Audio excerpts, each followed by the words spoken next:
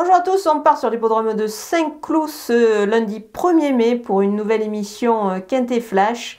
Et on va essayer de faire du bon boulot dans ce Quintet Plus qui va avoir lieu dans le prix des Coteaux de Seine-Roissy. Un handicap qui est réservé aux chevaux âgés de 4 ans et plus et c'est sur la distance de 1400 mètres.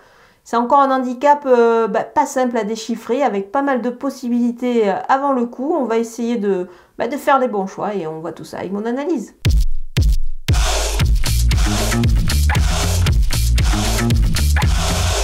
On attaque avec mes bases et le numéro 3, l'Anaken, le cheval va évoluer sur sa distance, il a un bon numéro de corde ici, il a certainement progressé sur sa course de rentrée, on peut dire que tous les feux sont au vert.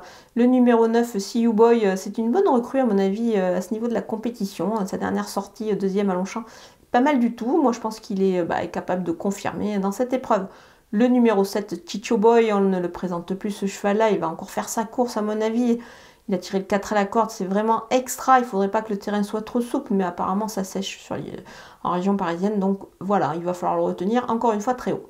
Les opposants avec le numéro 1, Clever Candy, ce bon cheval est capable de réaliser une belle performance dans cette catégorie. À cette valeur, il me paraît compétitif, alors peut-être plus pour les places, il a tiré un bon numéro de corde, il devra en profiter ici. Le numéro 4, Magic Vati, c'est vraiment un super cheval, il est bien connu à ce niveau de la compétition, il fait toutes ses courses, je pense qu'il est encore capable de jouer les premiers rôles ici.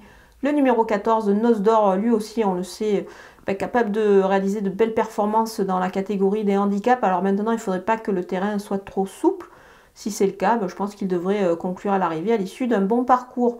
Le numéro 2, Feel Your Power, sa rentrée est bonne. Moi, je pense qu'il est capable de briller pour sa première dans le handicap. Alors certes, sa marge de manœuvre n'est pas énorme, mais il peut envisager une belle place. Mon coup de poker, c'est le numéro 5, Montussan. Je vous l'ai conseillé déjà lors de sa rentrée. Maintenant, je pense que sa rentrée était nécessaire. Elle avait besoin de courir, elle avait besoin de ça pour se remettre dans le bain. Là, je pense que ça sera beaucoup mieux. Christophe Soumillon est encore en selle, c'est plutôt bon signe. Donc voilà, elle a juste un petit bémol contre elle, mais on peut compter sur son jockey pour peut-être effacer son fameux numéro 14 à la corde et lui donner le meilleur des parcours. On va tenter en The Couillon le numéro 5, Montussan, qui je pense est capable de finir plutôt à la 4e place. C'est le numéro de corde qui me fait penser ça. Donc pour cela, il vous suffit de vous rendre sur le site theturf.fr, vous ouvrez un compte. Et vous le savez, The Turf double votre premier dépôt jusqu'à 100 € en utilisant le code promo FlashTurf.